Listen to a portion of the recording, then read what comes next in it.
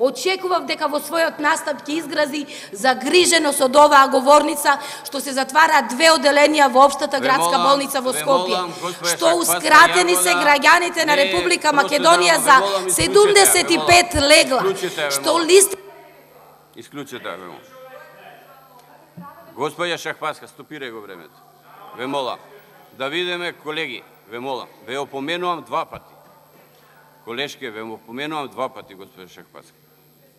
Вие пак продолжувате сега за здравството да зборите во процедурално и вие сте доктори, колегата е доктор и сега што ќе правиме ние?